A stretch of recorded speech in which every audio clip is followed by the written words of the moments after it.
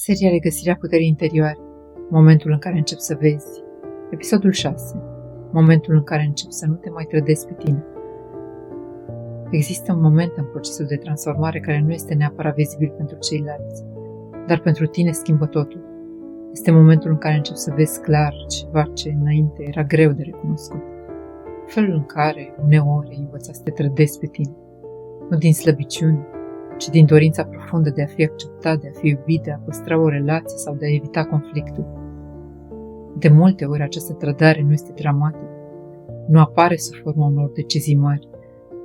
Ea apare în gesturi mici, repetate, când spui da, deși în interior simți nu, când îți ascunzi emoțiile pentru a nu deranja, când accepti comportamente care te rănesc, sperând că lucrurile se vor schimba, când rămâi într-un loc în care sufletul tău se micșorează.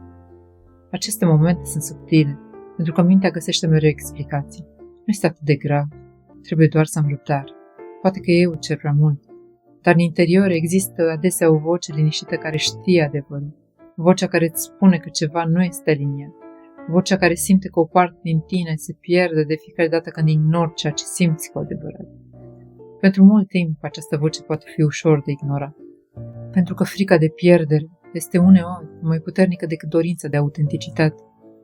Dar în momentul în care începi să vezi tiparele, rănile, fricile și mecanismele de apărare, apare o schimbare.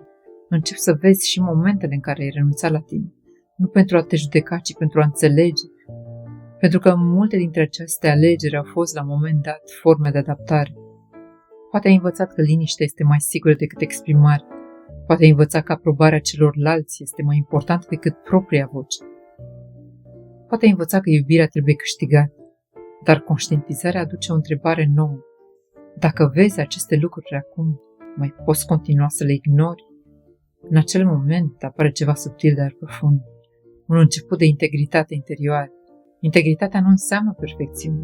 Nu înseamnă că vei spune mereu exact ce simți sau că nu vei mai face niciodată compromisuri. Înseamnă doar că începi să-ți respecti propria experiență interioară. Începi să observi când ceva nu este aliniat. Începi să-ți acorzi timp înainte de a răspunde. Începi să-ți permiți să spui nu. Uneori cu voce tare, alteori doar prin alegerile tale. Acest proces nu este întotdeauna confortabil. Pentru că atunci când începi să nu te mai trădezi pe tine, unele dinamici din viața ta se schimbă.